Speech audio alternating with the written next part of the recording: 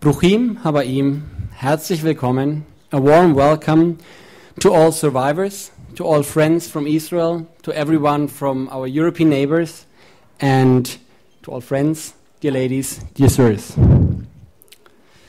Before I continue, maybe a note, there's an error in the program. This session will be in English, but you can ask questions in German. Fragen am Ende auf Deutsch sind möglich, der Rest wird auf Englisch sein. Just for your orientation. An error in the program by the Congress. I'm really glad to see you here, most notably our guests. And for us, it's an honor and a privilege to host this conference, Three Generations, One Goal. We started yesterday with our first half, and today we have our second half, if you want, the highlight here on the German Israeli Congress. And we are happy to be here with you. Before I hand over to the greeting of our event patron, Nicola from the German Bundestag, I would like to give you a brief rundown what we did, because our focus in this conference is really to show how important it is to act against anti-Semitism, to commemorate and to foster German-Israeli relations on different levels. So yesterday, our big focus was commemoration and anti-Semitism today and collaboration on a municipal level, talking about schools, talking about cities, towns, and so on. I just want to give you some pictures that you see what we and our Israeli guests went through, just to understand what the context of today is, that you have the full picture at the end. Here we had some great speeches, as from Gita Kaufman, a director of an Association of Holocaust Survivors in Israel. It's great that you came. We gave over some presents. We had other great speakers from the survivor sides. For instance, Shaya Harsit, who will be in our first panel today. And what impressed me most was that he started with, "I defeated Hitler. This is my great-grandchild, and this is the proof of it." So it was a good opening, just that you have an impression of what we had yesterday. Here you could see a very short panel of two survivors being asked by Mirna, my wife. Mirna and me, my name is Daniel Müller, we both lead Zeugen der Zeitzeugen, the organization hosting everything, that you have the context also. And quite a few team members will be here, will be outside at the end of the event, that you can ask also personal questions. This is Dr. Lea Ganor. She will join us in a minute. She leads an educational center in Israel, with whom we collaborate. And here you could see an impression of our event at Hotel Monopole yesterday, where we had half a day, not just 1.5 hours. So today we have to be very concise, very precise, and the question session will be at the end for all the speakers. So please, if you have questions, take notes. We will have time for a few questions at the very end. And also our team members who are active in German-Israeli exchange, of course, shared a little about their experiences. And now, I can announce that our event patron, Dr. Nicola is very glad that we invited her. However, 1 week ago, she had to cancel the meeting due to a meeting. She could not move from the party, but she sent us the official greeting, and our co-worker, Marlene Degen from Hamburg, will read it out to you.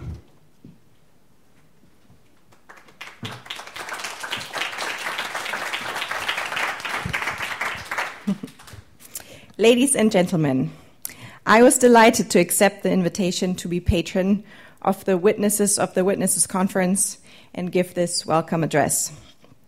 Witnesses of the Witnesses aims to bring young people and Shoah survivors and their children and grandchildren together to keep the memory alive of the infinite injustice and unimaginable suffering inflicted on Jews in Nazi Germany.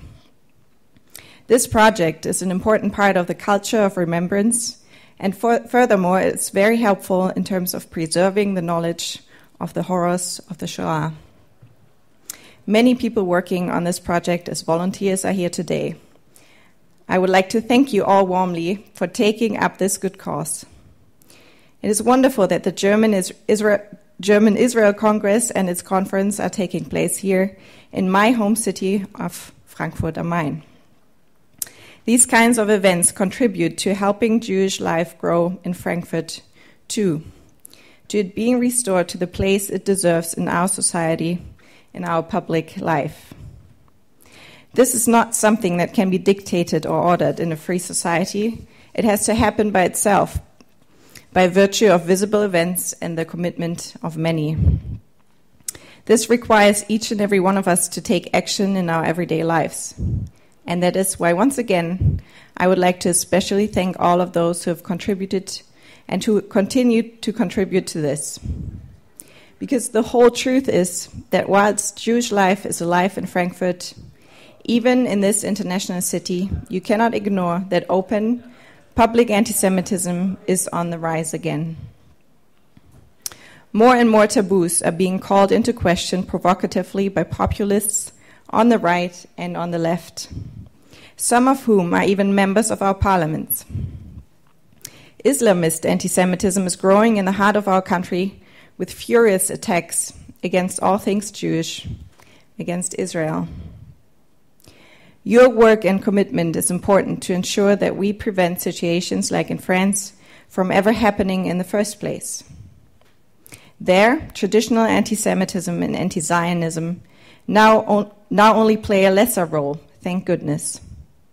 But a new Muslim anti-Semitism has emerged, which is poisoning a peaceful coexistence together in a free society. That is why your project, Witnesses of the Witnesses, is so important, so that we never forget where anti-Semitism can lead.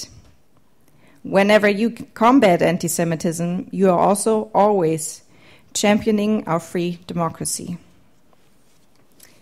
Each and every one of us has a duty here to stand up to behavior that is hostile towards Jews. There must be no place in our society for hatred towards Jews. We all have a responsibility, be it in the form of governmental action or honoring our civic duty as citizens of this country. But let me also express how happy I am. Happy that the close ties between Israel and Germany are alive and well. Politically, socially, culturally, and economically. On all these levels, there's a lively exchange, contact, and constructive cooperation built on trust. How I wish that Israel critics would actually visit Israel and do so with their eyes open. That they would leave their ideological blinders at home and not just head to the wall near Bethlehem, but simply travel the country. Because Israel has so much to offer, a lively democratic state built on the rule of law, the only one in the region, incidentally. A lively, multicultural society, but also many places for recuperation and quiet contemplation. It is a treasure trove for history and nature enthusiasts alike. And the list goes on. So that is why the cooperation between our two countries is so important today, not just because of our past, but also in order to shape our future together, because we share the same values of human and civil rights. Israel is a highly developed center of business and research, has the highest startup density per capita worldwide, the highest level of venture capital per capita, and one of the best ecosystems for starting a business. All of this makes Israel a startup nation in the broadest sense of the term. It is by far the most advanced country in the Middle East and Southwest Asia in terms of economic and industrial development. Its investments in research and development are unparalleled, which in turn attracts many international companies. For Germany, Israel has now become a close partner in the field of science and business. In addition to traditional foreign trade, research harbors the greatest potential. So there are ideal conditions for a transfer of expertise and technologies between the countries. Don't forget the joint educational projects like school exchanges and project days or cross-regional cooperation in the form of town twinning partnerships.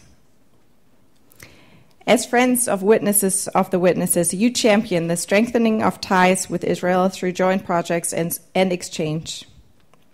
First, you ensure that the horrible crimes of the Shoah are not forgotten, but also that Israel and Germany further strengthen the relations of friendship and shape the future together. We need both to combat modern anti-Semitism, be it under the guise of criticism of Israel or not. Never forgetting where anti-Semitism leads, and at the same time practicing a living friendship which allows us to get to know and understand each other in order to counter bad feeling of this kind. I wish you and your important work every success. Thank you once again to everyone involved.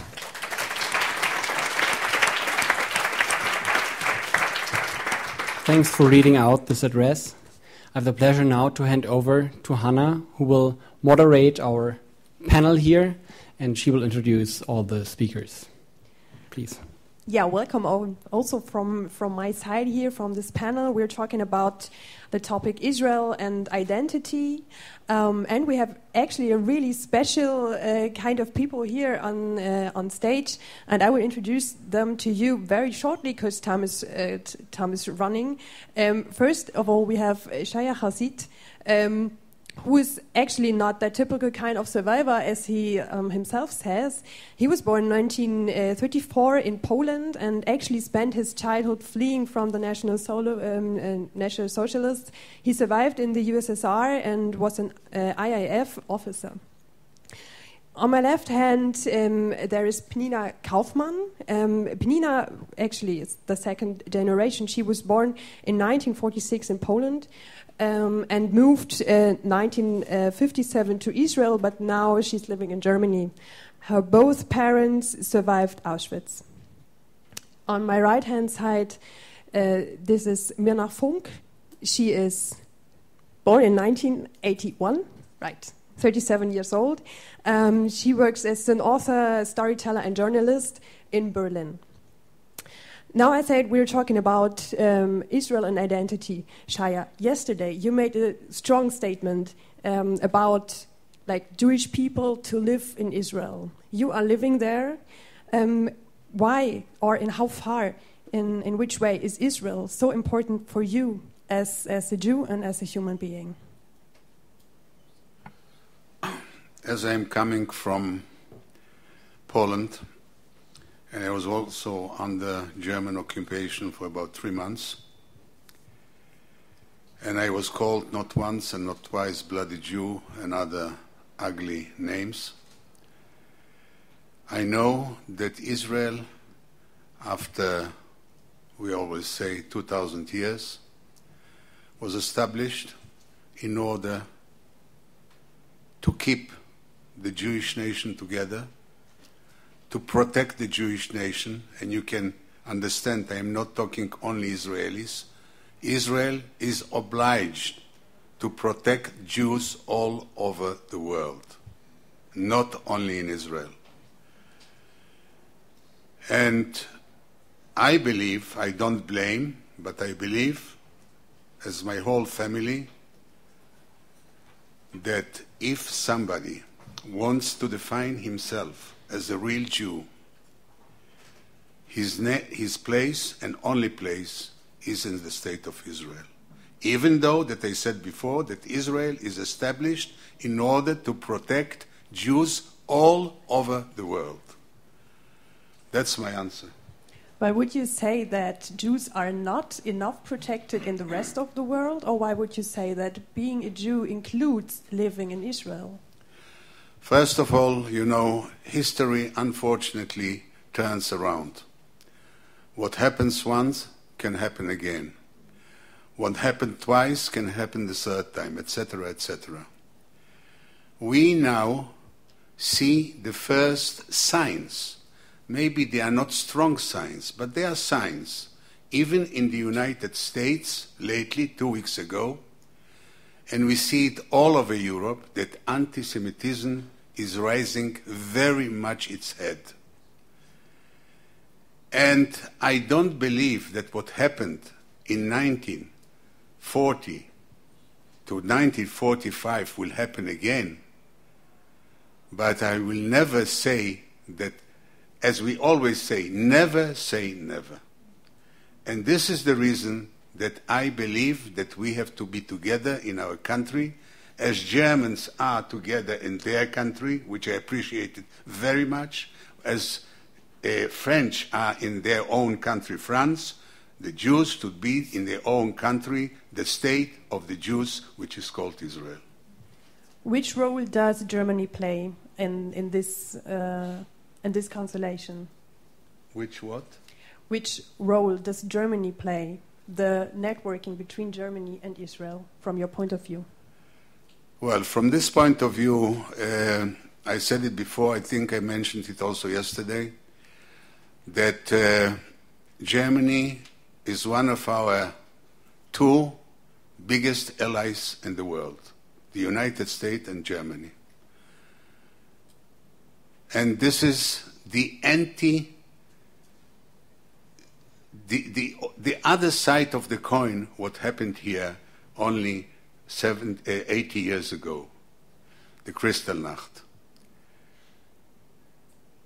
Germany should stay and should be the number two friend, or one of the two friends, big friends, helping Israel. And I think that the agreement between Ben-Gurion, our first prime minister, and your prime minister, Chancellor Adenauer, was something that helped a lot to Israel to become what it is today, because we were in an unbelievable poor situation. Germany, the monies, even though that I was protesting against this as a child, but the monies that came from Israel, what we call pitsuim, this is the result what Israel is today.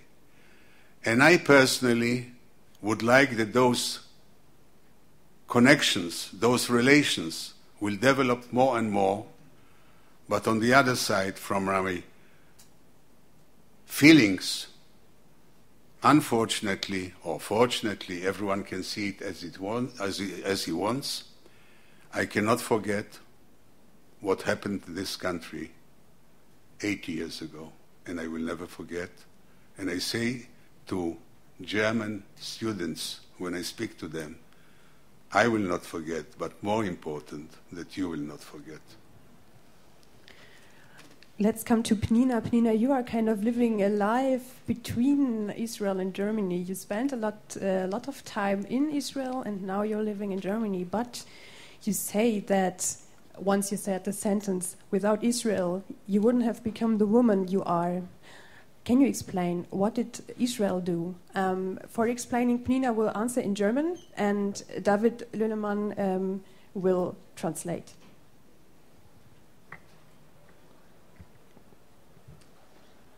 Ich bin ja in Polen geboren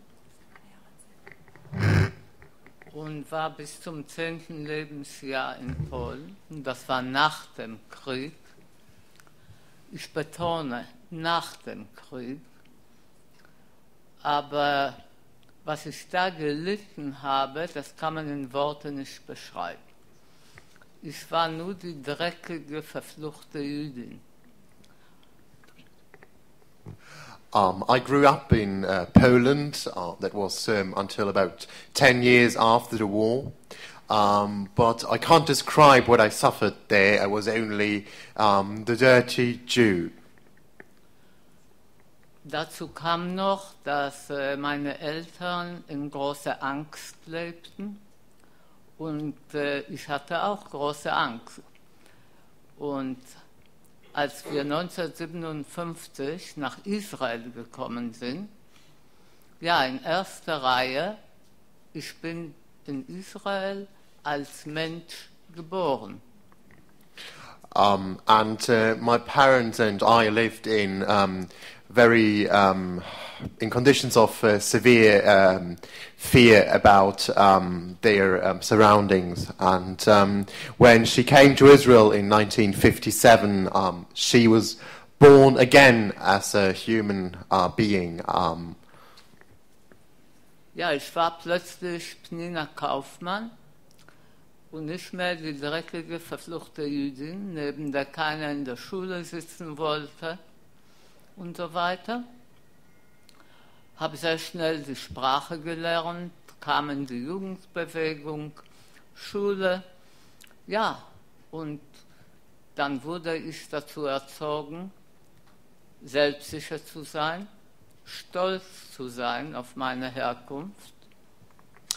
And when she came to Israel, she was then Pnina Kaufman, and she says that when she was in school, she was not anymore the dirty, damn Jew. No one wanted to sit next to her.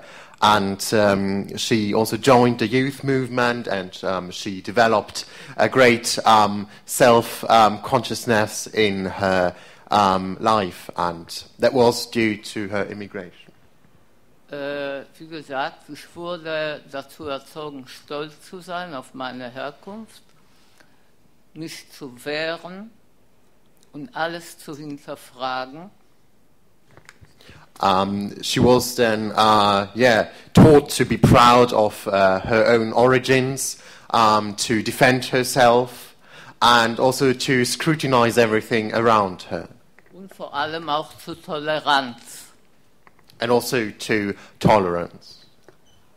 Und so bin ich trotz meines Elternhauses, das wie so ein KZ ohne Stacheldraht war, trotz dieser Atmosphäre zu Hause, wurde ich ein fröhlicher Mensch, selbstsicher und fähig zu leben.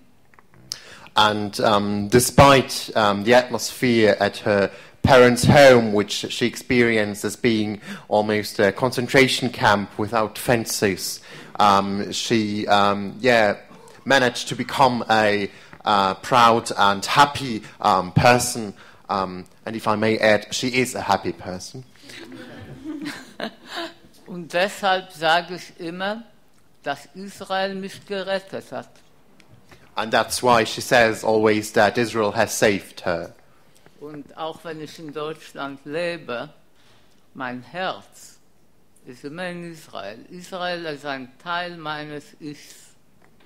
And although she's now living in Germany, her heart is always in Israel, and so she's living in her mind in Israel. Thank you, Pnina, for this story. Let's come to Mirna. Mirna, you are living in Berlin. How important is Israel as a country and as an idea for you?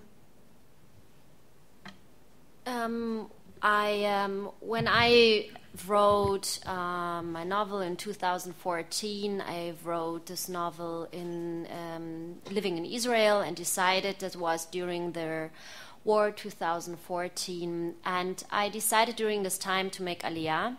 So I applied for Aliyah, and I stayed in Israel for nearly 1.5 years, living there.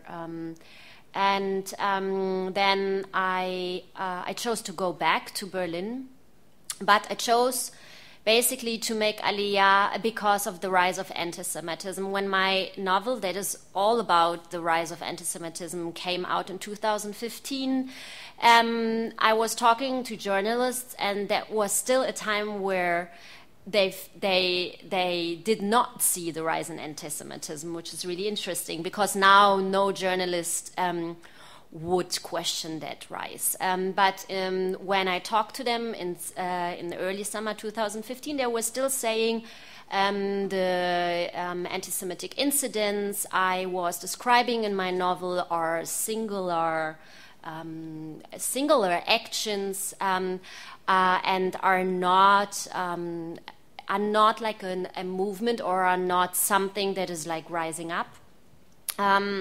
So I am happy that this view on anti-Semitism in general in the society and the media landscape changed. I do think that living in Israel, I fly tonight with my daughter to meet my family there.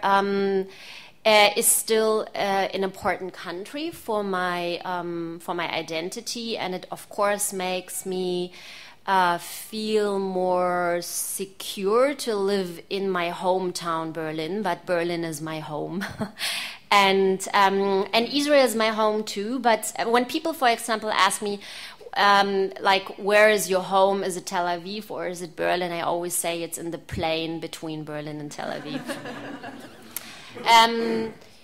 I do think that it is important that Israel as a state exists for every Jew who wants to live not in Israel. And there are many, many Jews who live in diaspora, and they live in the countries, in the country all over the world, and they love living there. They are born there. They're born not in Israel, and they feel that those countries who are not Israel are their home countries. They all have, as I know, a strong connection to Israel, but they have a strong connection to their home country as well. And I do think that it's important to respect that, and to respect that you can have like two homes in your heart. And this is what I feel about Israel. You were also talking about the topic anti-Semitism. Especially in talking about Israel, it's like you feel the rising of anti-Semitic tendencies and hard anti-Semitism. You wrote this impressive column, I think, for the Vogue. It's, I don't know, 2 months ago? Yeah, I have a column there, a monthly column since September. Okay, so it's 2 months ago. And in this column, you say, I quote you, "I would wish that we Jews and Muslims, Arabs and Israelis would not allow to be abused for anti-Islamic or anti-Semitic agenda." What would you say? What can we do in debating about anti-Semitism and also remembering the Holocaust, also in talking about Israel, to avoid other forms of baiting? So what I experienced regarding the anti-Semitism in Germany, that I don't feel that there is a new anti-Semitism, and I don't feel that there is like modern anti-Semitism or something like that. What I can see, and I grew up with a German family, a non-Jewish German family, and a Jewish German family.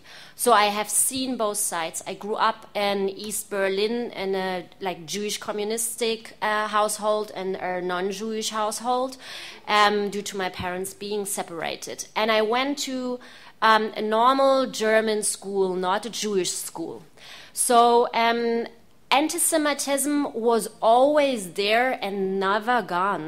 The only thing was that, and I describe it and I constantly talk about it in my articles, what was there was like it was forbidden to talk about ideas you have about Jews. It was simply forbidden to talk about Jews in general. Yeah, so this means that the anti-Semitism that was not gone just because the war was over, just it kind of existed in the living rooms. It just didn't exist in the open space, but it kept existing in the living rooms. But now there's a lot of time gone for non-Jews. It's a lot of time gone. There is one big generation in between. They have not talked about their grandparents, for example, have not talked about what they did in the war. In every child's biography is a big blank spot, which is very, very different to a Jewish family. There's not a blank spot. There's like a lot of talking about what your family did and where your family was. But when it comes to the non-Jewish German side, there is a big blank spot.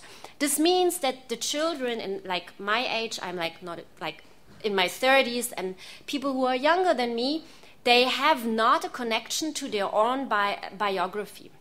So, and what happened through this is that it led to a point where we're not being allowed to talk about Jews and what they think about Jews and all these like ideas that it's not there anymore. So it's not like a rise of anti-Semitism. I think it's more like being louder about what you learned in school, what you heard in school, and what you heard in your families.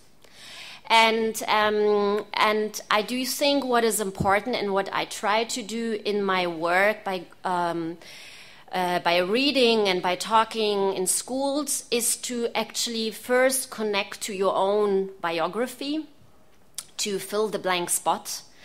So it does not feel like an event that happened in the papers or in the books or in the movies, but it really happened, and you as a grandchild of non-Jewish people are a part of this history exactly as a grandchild of Jews. And I think there are a lot of things that really, really need to be done, and there's a lot of work to do, and there's a lot of things we need to fight. But I think what we should not do regarding the refugees who came in 2015 is now let us used by different parties to fight against each other, because at the end, not the Germans who think the refugees will now kill all the Jews will at the end really care about the Jews. They are just using them to play on their agenda. They will at the end, when it comes to the, final countdown, not be there for them. They will just be used. And I don't think that Jews should, in Germany, should play that role of being a complicit or being used for a racist agenda. That's what I think. Thanks for these words. I think they're very important. Thank you. There are 5 minutes left. We're coming to our final round, and I'm interested in from every one of you, 1 or 2 sentences to the question: what do you wish for the future of Israel and the future of German-Israel relationship? Let's start with Shaya. The future of Israel is to achieve peace. Sorry. Put on your mic. The future of Israel is, our goal is to achieve peace in the Middle East. It's almost like the serious mission impossible, but I believe that a lot of impossible missions eventually takes time, will be possible. And this is our main cause, to achieve peace in the Middle East. The relations with Germany, I believe, and I said it before, should get more and more stronger, and they should be slowly normal and even more than normal connection, although none of both sides should forget for 1 second what happened in those days. Never, never to forget. Because as I said before, if you forget, who knows what's going to happen? And it shouldn't happen in Germany. It can happen in other places. And we see what happened in Yugoslavia, ex-Yugoslavia. We saw exactly what happened. We saw now what happened in Syria and other places in Africa. So never, never forget what happened in this country or in Europe in those terrible years of 1939 till 1945. Thank you. Pnina, what do you wish for the future of Israel? The part of your eye, how you said, and the future of the German-Israeli relationship. Ja, für Israel wünsche ich mir in erster Reihe natürlich Frieden, dass 18-jährige Kinder nicht an die Front müssen, dass kleine Kinder nicht traumatisiert sind durch Raketen. Und wie Shaya sagte, Mission Impossible, aber die Hoffnung stirbt zuletzt. Und ja. And what you just said was that, of course, her wish for Israel is peace, that 18-year-old guys and also the ladies don't need to fight in wars anymore. That young children are not traumatized any longer by rockets, and that the Mission Impossible is made possible despite its difficulty. Because Hoffnung. I do apologise, because hope dies last. Coming to the relationship. What do you wish for the future of German-Israel relationship? Natürlich darf die Vergangenheit nicht vergessen werden. Über die Wichtigkeit haben schon meine Vorredner gesprochen. Aber genauso wichtig ist die Zukunft. Und das ist für mich Israel. Und vor dem Hintergrund des modernen Antisemitismus, vor allem, wir haben nichts gegen die Juden, aber was Israel macht, ja. So what she only wanted to underline is what Shaya, to some degree, already mentioned, that both is important. We should never forget about the past of Germans and Jews, but also that the future and the future relations with Israel are important. And what she sees is that it's now less a problem, more a problem to say, I've got something to say against the Jews, but less when it comes to Israel. That's her main point about modern forms of anti-Semitism. Und deshalb ist das sehr wichtig, dass junge Deutschen nach Israel reisen und sehen, wie das wirklich ist und nicht nur aus dem Fernsehen über Israel erfahren. So therefore it's important that young people from Germany travel to Israel to see the country, to visit the people, and to not only get the information out of the media. Und ich stelle mir vor, wenn ich Deutsche wäre, ich war noch nie in Israel, und ich sehe im Fernsehen die kleinen palästinensischen Kinder und die israelischen Soldaten. Vielleicht würde ich genauso denken, oh, die bösen Israelis. Und deshalb ist es sehr wichtig, nach Israel reisen, gucken, wie das wirklich ist. Und das ist für mich eine sehr wichtige Aufgabe, dass man in der Welt sieht, wie Israel wirklich ist. She only can urge people to travel to Israel because she thinks that if she were a German only to see the media coverage, she perhaps would also think in a different way of Israel. Giving the last words to Mirna. The last words. No, but I do... Final words. Yeah, well, I do agree that regarding Israel, I think, yes, peace is important, but I do think that Israel as well needs to deal with inner political issues as well that are causing a lot of problems to the younger people. There were the demonstrations in 2011 regarding the hardship younger people have with very, very high rents and low jobs and perspectives, and nothing really changed. And this is as well a reason why many Israelis move to Berlin, because it's cheaper and all that stuff, you know. And I do think that it's important to not just look on the outside, but to as well check what's going on in the inside and prepare a country for a new generation.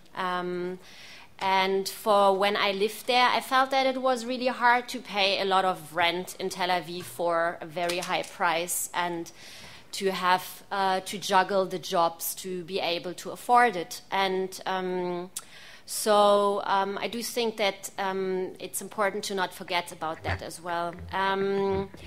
When it comes to the Israeli-German relationship, I must say there's a lot of official talking all the time, and it all sounds very mature and very reflective.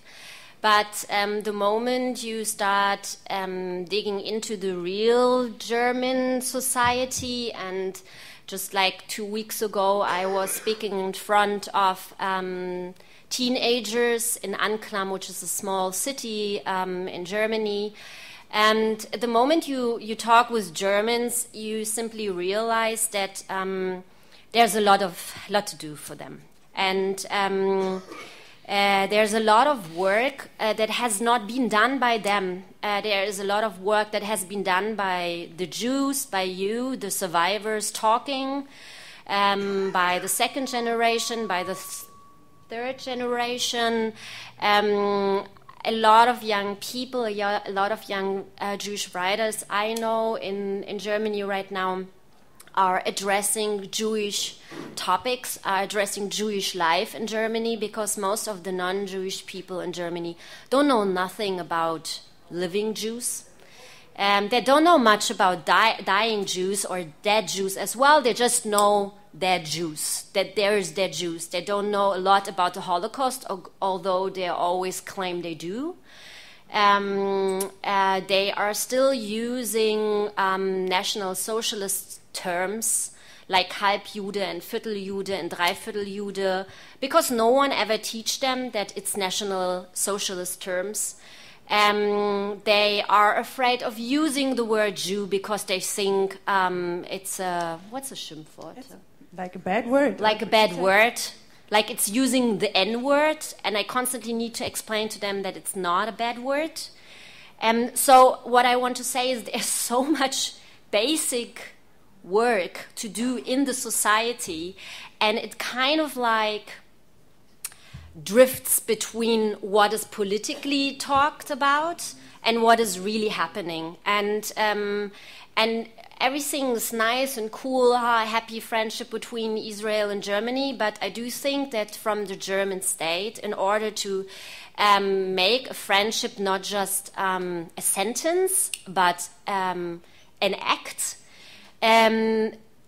especially for the younger generations, because the people who are talking now as politicians, they will be gone in 20 years. And then the kids I have in front of me are using National Socialist terms still, because they don't know, will be the ones being responsible for making politics. So, and in order to really create a safe space, the German society needs to really do the basic work, because until now and still now, Jews are doing the basic work for the non-Jews, and I think that has to change. Thanks a lot. Thanks to the round, thanks to everyone here on the panel. We exactly needed, so I think it was like 33 or 34 minutes, a little bit too long, but now I'm giving the word again to Daniel. Yeah. Thanks for everyone for being here, for having this interesting round, and thanks for you being here, and now let's go on. Thank you. So thank you for your contributions and for the work. This was part of Israel-German identity we had, and thank you for the recommendations. And I personally like that everything you mentioned that should be done is what we are doing, and we would wish that schools would do the work we are doing on a very small level. So let's dream and hope and fight for it, that schools and the Landesregierungen and the federal government, just as also with Youth Exchange, would pick up some of the issues that are already there and scale them as needed, as Mirna mentioned, because otherwise the scale in future will be also too low. as it was in the past. And this is what we don't want. So coming from identity, from very basic things, to present and future on a completely different sector, but with the same motivation, I am happy that I can announce Mali Baum as our keynote speaker, coming from Tel Aviv, living in Berlin, taking her whole family with her, and she will tell us how and why she does what she does.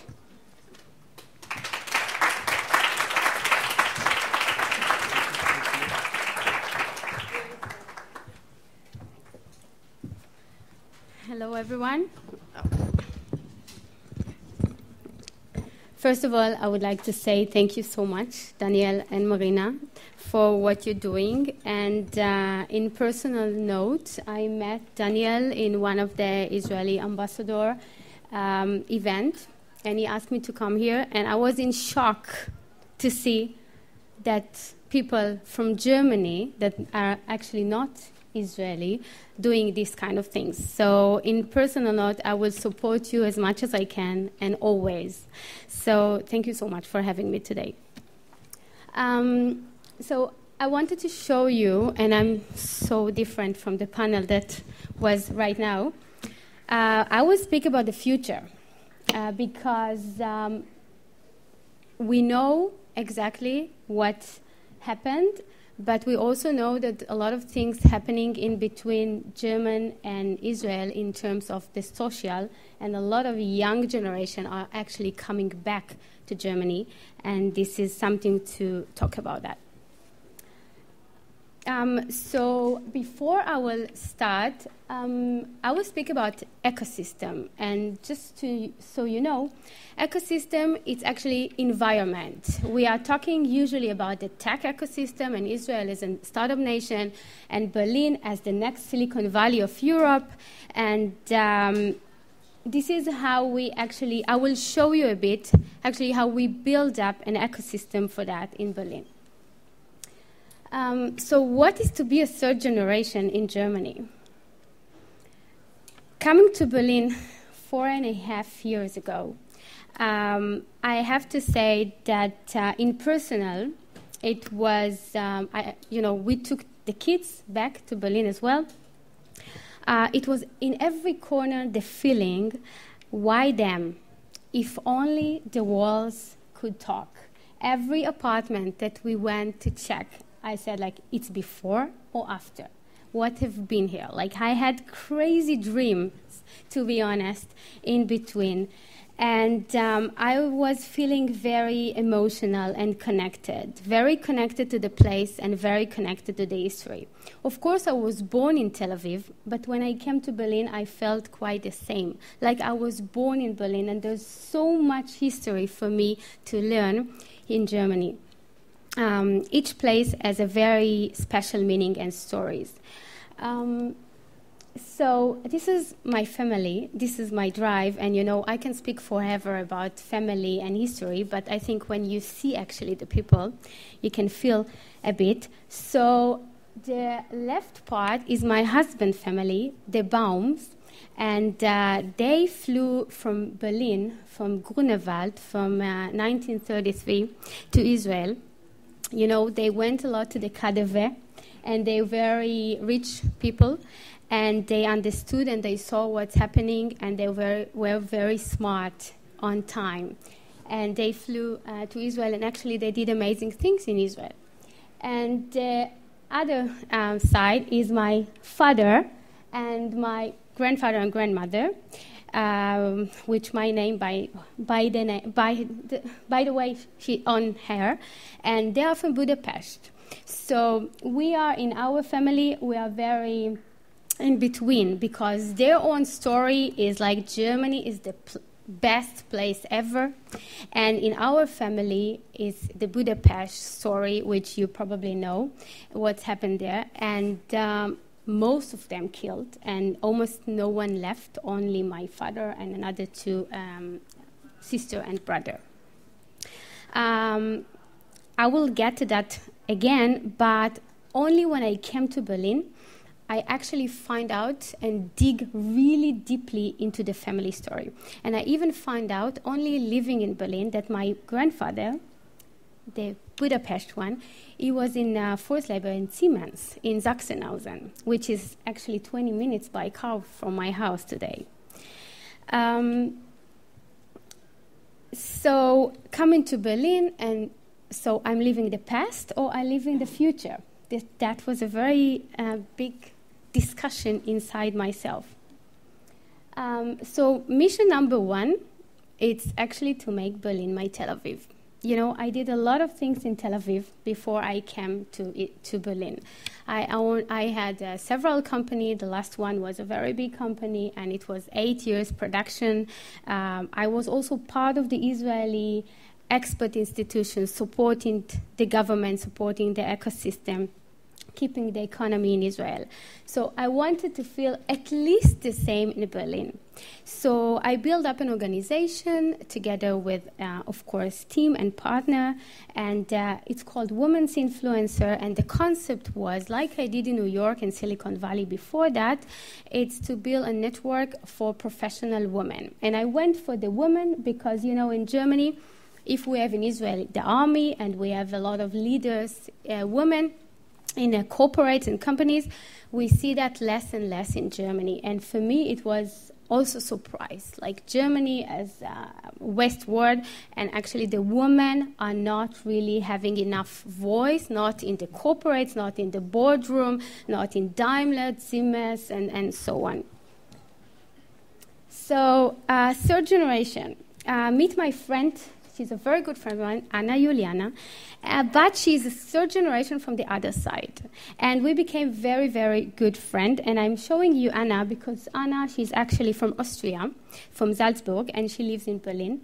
And we met, and, you know, with the German, it's once the relationship and the friendship became very, I would say, genuine, the stories come to be, you know, to share. So I asked myself, can both sides be truly friends? Can I really be a good friend with Anna? So I would say definitely and amazingly, yes. We are super, super close friends, and we're doing a lot of business and friendship together. And from her side, for example, I learned that actually the second generation, my father and her father, her mother, the stories are the same. The suffering is the same. It was not allowed to speak about the Holocaust, and it was a lot of suffering, a lot of violence also inside the family. In my father, it was like, you know, it was like, you will never suffer how much as same as I suffered. But from her side, it was like kind of like even nuts part, that it was like very obviously that her grandfather beats the others. So for me, it was really learning into deep details what really as a person happened with the second generation and the third generation. So I learned that also as a Jewish, we weren't the victim. There were like amazing stories what's happening also in Berlin and outside, because in Israel, in schools, we learned that, yeah, we were a victim and they did to us and they did to us. Yes, but there are also a very heroic stories in between. And you know what? They are not so proud as well. I can see that in the second and the third generation, they are dealing with it in their own way. So we build a trust and we support each other a lot, my family and her family. And when we started to talk and we dig inside, truly inside the stories, we actually found that maybe with the Budapest side, we probably have the same roots. So we promise each other in some point to go together to Budapest to do a common weekend. I will know her roots and she will know my roots. Okay, I use this picture on purpose because all of you know that I'm Israeli, so probably I was in the army. And it's very important for me to build a bridge. When I came here and I started to build an ecosystem, I understood immediately that I'm bridging both countries. So I used the machine that the army used. I was also in Shirion, so I know very well these machines. So building a bridge, which means doing a lot of things in between. So if in Israel I brought scholarship from the New York organization that I was part of it, which I'm still, a scholarship for students for Shinkar, I brought it to Halle University. It was a German university. I'm also partnered with Berlin Partner. It's called Start Alliance. You will see it in a second, and bringing a lot of technologies, and also from the Israeli startup nation, so-called, but from crazy good things that's happening in technology in Israel, building them, bringing them to Germany.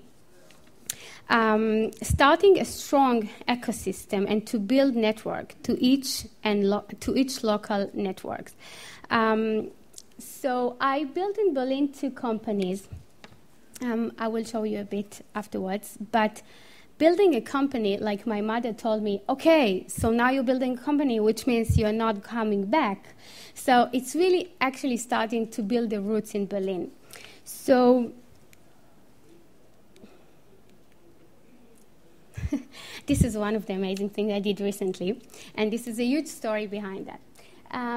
It was one of the, I would say, biggest conference we have in Berlin. It's called Startup Night, and it's on behalf of the Deutsche Telekom, which I'm working with the Deutsche Telekom a lot.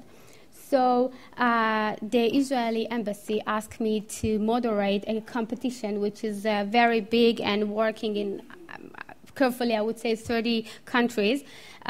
So we had judges, German judges, local, that they need to have one winner from Berliner, and all of these going to Jerusalem and having a strong, I would say, tour and meeting with investors and company in Jerusalem. So we did that together. So we actually took over the stage, showing how Tel Aviv is amazing, and it was great pleasure.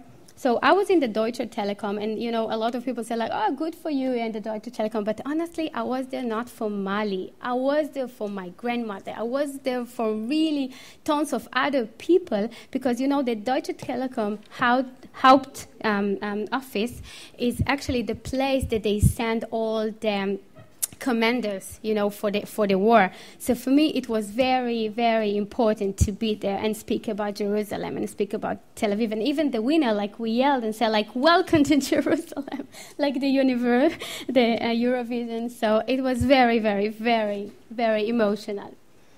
In some point, when I started to be very, very connected and diving into the ecosystem, without even understanding, now I understand that I became kind of like ambassador for Berlin.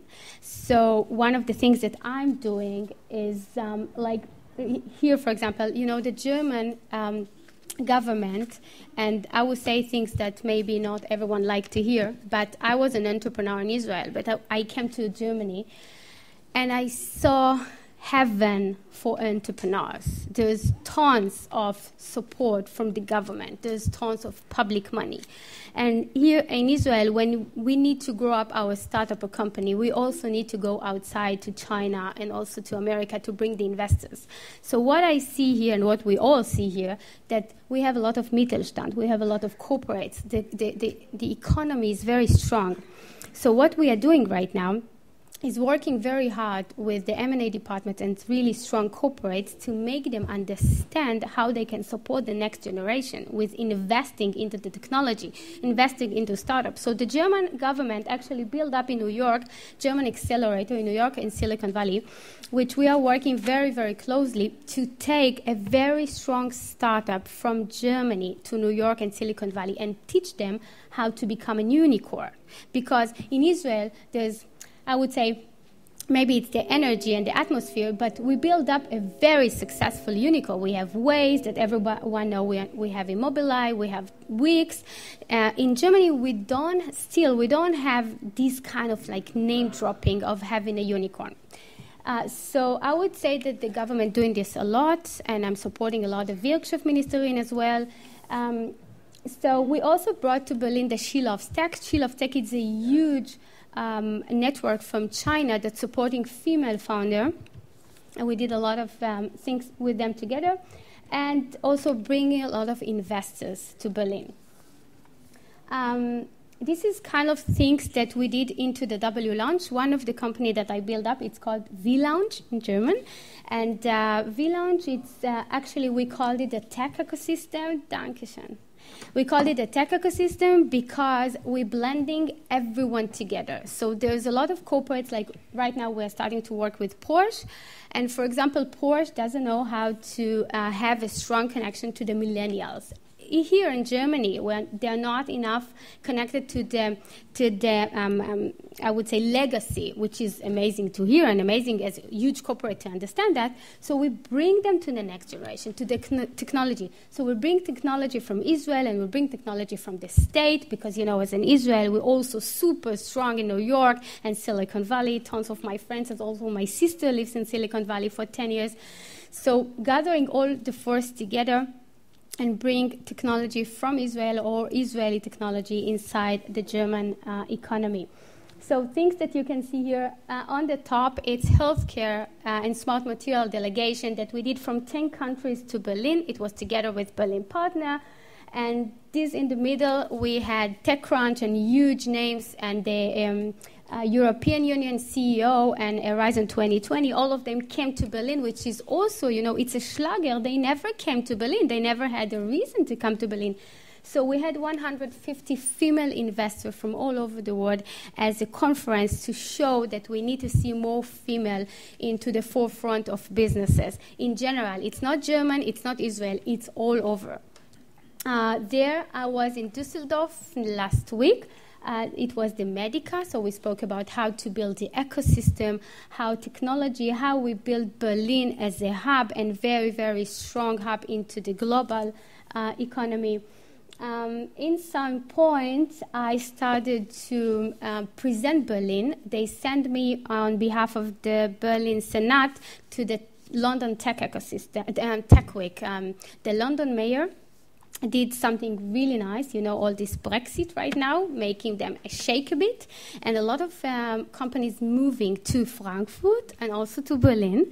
And they sent me together with the CEO of the Handelsblatt, and we were there as the Berliner, and we spoke about like what's happening in Berlin and the ecosystem. It was amazing, really, to show them what's changing in Germany right now. This is a corporate that we're collaborating. It's Google and Baumer, the Krankenkasse, if you know. So everything I'm doing to make an impact. This is probably part of my personality. So we also built up a startup camp, which is a conference, very local, very Berlin. So we did, I would say, female founder session, female founder stage to really support that, because in Germany we really need to see less and less boys club and more women engaged into the business. Being very, very deep involved, I started to be nominated in things that they are super strong. So here you understand I became like super German. People like, you know, also my family properly named helping with this. And talking about that and talking about the problem that we have in Germany, like if you have a startup and you are in Israel and you need a seed round, so probably you will manage to raise between 5 to 10 million, Silicon Valley a bit higher. But if you're a German startup, you probably manage to raise between 50K to 200K, which is very, very low amount. So we always said that if you have the same team and the same talent people, but you're in Germany, you will grow slower than the others. So we need to do a lot of things to fight the global competition and to make Germany, I would say, strong into the startup scene as well. So definitely we are shaping the tech ecosystem in Germany, not alone, with a lot of corporates and supporters. And for that, I have 2 seconds, I know. And for that, that's the last thing. I built the Magda Group. So being very well connected and bring Israel and US and China to Germany, it's not enough. So I built a fund, and we are raising fund right now to actually bring smart money to Germany to invest into the next generation. We are doing this quite successfully, I would say. And this is the last things. I'm asking myself, am I an ambassador? By the way, I'm working a lot with the Israeli embassy because they have an ambassador and other people, and they're doing amazing things for Israel and also for the local German ecosystem. And we build up, it's actually something that we are raising these days, and we also have stands here for the first time, and it's called AIG, Association for Israeli in Germany. So, and Israeli people that actually living all over Germany, all over cities, we would like to connect socially, business-wise, everything, to make more relationship between even Israeli, old Israeli, new Israeli that living in Germany. So you're more than welcome to visit us and talk with us more. Thank you so much.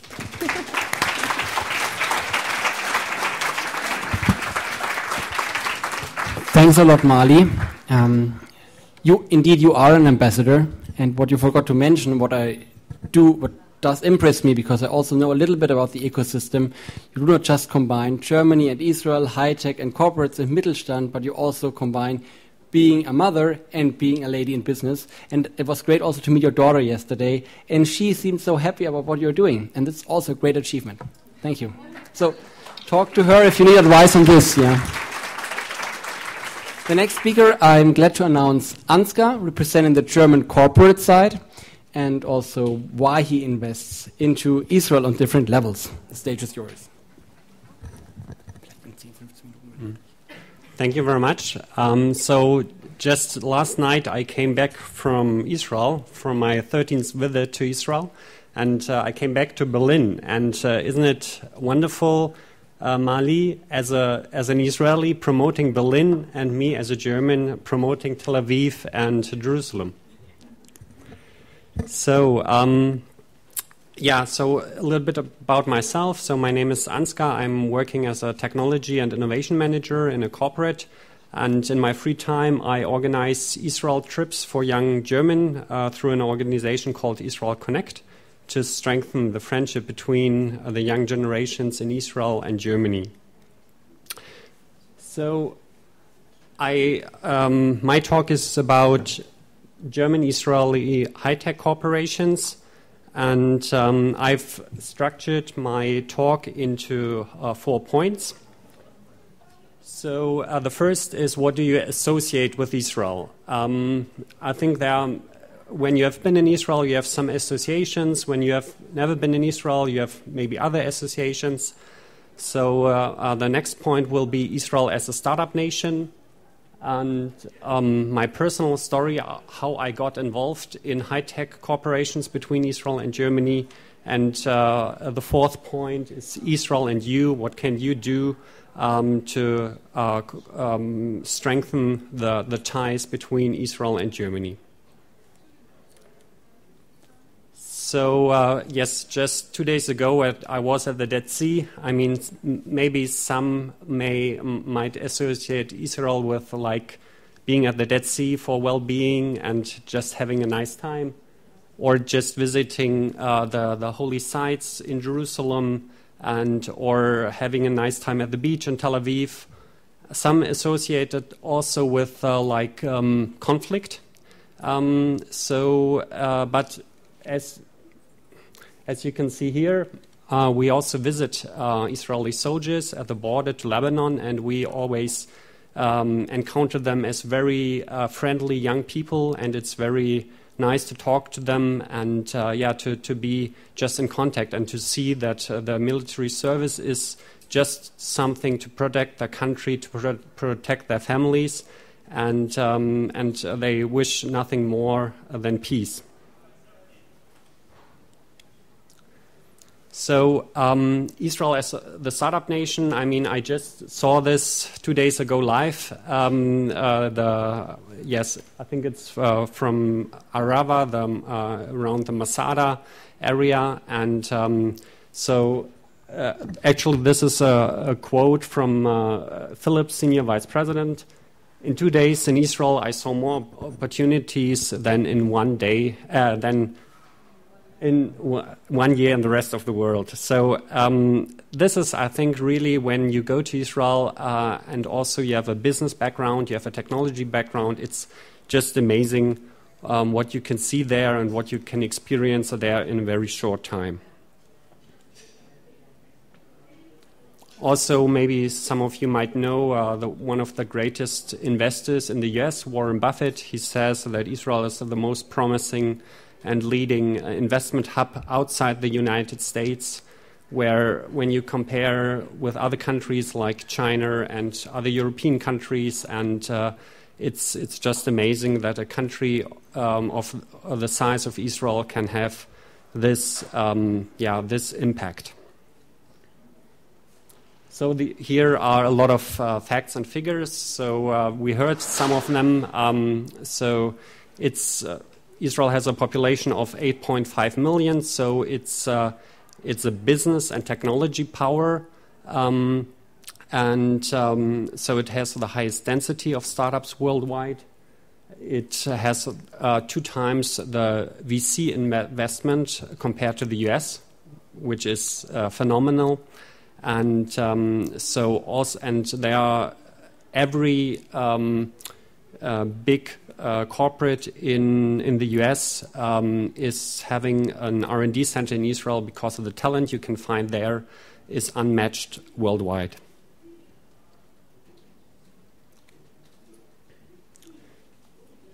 So also Bill Gates says that really the technology which is going on in Israel is critical to the future of technology. And here are just some figures. It was from 1 week that we got investments of, or Israel got investments and acquisitions of almost 1 billion, which is just out of the league. Also, what Mali mentioned, in Germany, it's maybe only 1/10 of this amount. Here again, you see a lot of very known trade names. You can see that all these big companies are present in Israel, and recently I saw statistics that the 10 biggest tech companies in the world, including American and Chinese companies, all have a presence in Israel, and not just a representation, but they are doing critical R&D, which is critical for the future of their business. And a lot of achievements which we attribute to Google or Intel or Facebook, actually they come from Israel. And maybe to give you one example, every time you open your browser and you type in something into Google, it gives you some recommendations. So it's an auto-complete function, and this function was invented in Israel. So every time you open Google, you see what Israel can do. Yeah, so this, I want to shorten this a little bit. Also, the cherry tomatoes you can buy in supermarkets is an Israeli invention. The camera you have on your smartphone is from Israel. A lot of Microsoft products, a lot of Intel processors, a camera which you can, which can make pictures of your stomach. It was invented in Israel. So it's just amazing when you get immersed a little bit into this ecosystem. So actually, my story kind of started at this conference, like in 2013. So I made my first connections to Israeli business people, and so I started networking. I started networking on social media like LinkedIn, WhatsApp, and in 2014, around November, I had so many connections that I said, okay, I just need to visit. So my company was not sending me yet, so they didn't know anything about Israel. So I said just to my boss, I take 1 week of vacation. I'm going to Israel. I'm representing my company, but it's all in my vacation, and so it's no cost for you, and I will just explore the scene. So, and this was very successful, and it led to more and more visits. I took more vacations and visited startup CEOs, like 3 to 4 meetings per day.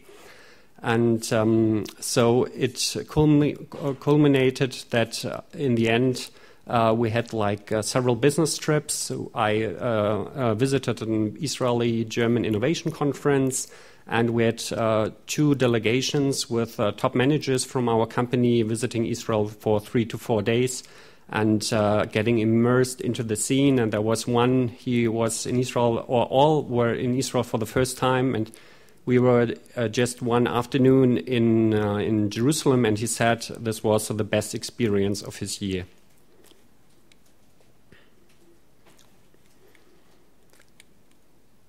So, especially for the young people, there's something very practical you can do. Like, I don't know, like 10, 20 years ago, most young people went to Israel to do a volunteer stay in a kibbutz. Now there's a program which is called New Kibbutz, and now you cannot just work in a kibbutz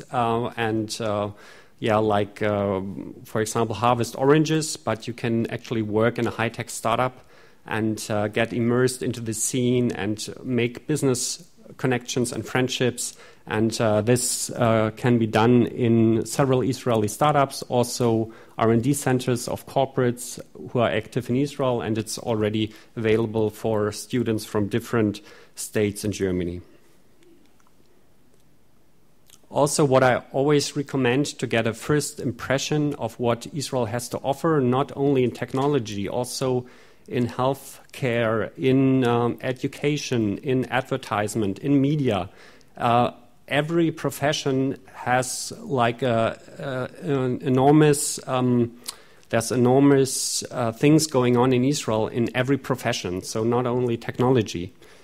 So I always recommend 2 websites or 3 websites. One is No Camels. So this refers to the fact that many might associate with Israel desert and camels, but it's actually not. It's a lot of high tech. Then there's Israel 21st Century. There's a lot of innovation news, and there's the Startup Nation Finder. You can just type in anything like food tech, and then you will find all the startups active in this. And I just want to close also with a practical example. It's an Israeli startup called Eat With. It's kind of, when you know Airbnb, it's like going to foreign places and staying in private homes. So this is not staying in private homes, but having a dinner in private homes. And you can just book it in Tel Aviv or Jerusalem and have a wonderful time with friends. And I did it already on a business trip, and it was a wonderful experience. And so practical steps, no matter your field of expertise, there's always something to learn from Israel and to get into the scene and to make friends. I mean, I was in Israel for 1 week on a holiday, but I still had like business meetings because they are not only business connections, but they are friends. And I always say that show up and invest in the community, and eventually it will come back. So just be open, invest and give, and not to expect something back, but just invest and give. And this way, I believe, long-time friendships are built. And I want to close with something from this very good book I can recommend everyone. It's also translated to German. It's called Startup Nation, the story of Israel's economic miracle. And there's a book quoted. It's a best-selling book. It's called Built to Last. It analyzes companies which have a very long history and are really defying all the odds of difficulties. And the reason for that they are lasting is that they have a core purpose. So. And he lists 15 examples of companies with a core purpose, with a core statement. For example, Walt Disney, they have the core purpose to make people happy in every way they can. So they list like Walmart, McKinsey, Disney, and Sony, and that's one exception. This is not a company, it's a state, and it's Israel. And he describes Israel's core purpose as to provide a secure place on earth for the Jewish people. And to support this core purpose is an essential part of my identity as a Christian, as a German, and I want to support this core purpose in any way I can, in business and friendships and connections. And this is really what I love to do, and thank you very much for your attention.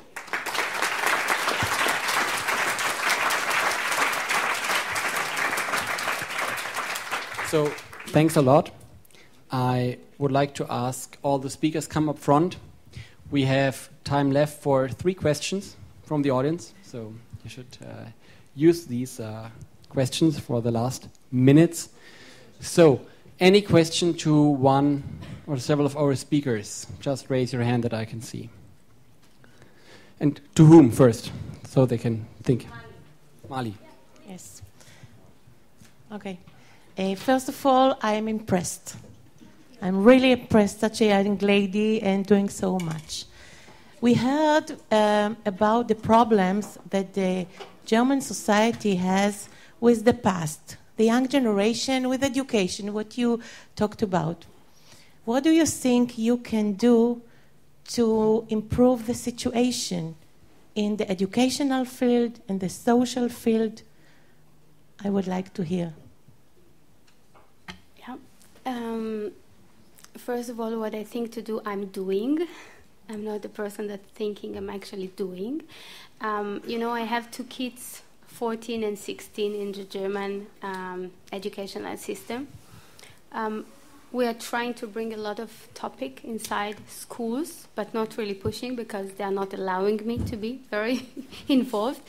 In terms of the young generation, I saw it strongly recently, and the last year we built up, we're actually kicking off that in December. It's called W Launch Millennials because we became very executive and C-levels, and we want to be very active inside universities and startups. And it's very, very young generation, which means students like MBA student and below. So we built up a team from German. All my team is German. That they are German, local Berliner. They understand exactly like, they see the situation exactly like me. So we will be focused on workshop and education and building more role models and things that we need to bring to Germany. So I think what I'm doing is mainly speaking about that in every stage that I have, and also pushing a lot of governments, institutions, and definitely Berlin partner that are working super closely with the CEO and the Wirtschaftsministerin, and all of them really on the same page and really want to take it to the next level. So I'm super involved because of that. And I hope that maybe next year we will sit here, and we will all say that we see the change and definitely something is happening. Thank you. Another question? Some time for 2 left. Yeah. So, my name is Nicola. I am a computer science student at the University of Passau, and I'm a freelance software developer working kind of in the startup scene. And first of all, huge respect for what you're doing in Berlin. And I have a little problem with my common developers or startup people. They don't seem all too open to doing things with like international other startups, or like, for example, with Israel, and are a little hard to motivate in general for international cooperation. So what is something that you do and I can do too to get a little more grip on them? Where do you live? Which city? Passau. It's a small yeah, city. I know. Of course. I'm traveling a lot, by the way. Just to say, I know. I would definitely say start to build an ecosystem. Start to build your own meetups. I can help you bring in the right speakers if that's what you need. They will come easily from Munich and Berlin, which is the core things that, things are really changing and moving there. And to bring more people that they are role models, that doing things that you would like to do and to see the change. And this is start to be rolling. So please approach me and let's talk about that. Absolutely, yes. Thank you. Last question, and already lots of thanks to the speakers. Also a question to Mali. My name is Ilan Elias. I have a startup company in Berlin. I'm originally from Tel Aviv, worked in the US, and I made exactly the experience that you just outlined. Growing as a Berlin startup company is really difficult in comparison to my colleagues in the US. So my question to you is, what's the solution? How can a Berlin startup grow as fast as companies elsewhere? First of all, this is the main reason I'm super involved into the corporates, making them doing the right investment, bringing the right technology, because I know what they need. They're sharing with us what they need. And second, I have to say, to be successful, it's really being with a strong network. It's also actually how it's happening in New York, and you know that also in Tel Aviv. There's a lot of things like startup grind, like there's a lot of things that they are global but still very focused on the local, that they can support that. And to be very honest, that's the main reason I raised the fund, because it's not enough to be super well connected and speaking about that and giving the other people to take the final decision if they will invest or not. But we will bring the money and the capital to invest into the ecosystem itself. So I hope it will make a change. Thanks a lot. Please some applause to all of our speakers. I think we got some great perspectives on German-Israeli relations, on the identity and the present and future level. I'm glad that all of us were with us for a thank you dinner already yesterday, apart from Ansgar, but we will repeat this in 1 month at my home, so also fine. We wish you all a good Congress, and we give the stage to the next session. They also need to prepare. Thanks for coming. And talk to the team, talk to the speakers, take your time here, and bring a change when you get home. No change without exchange. And don't think, but act. I would put this up. Or do both best.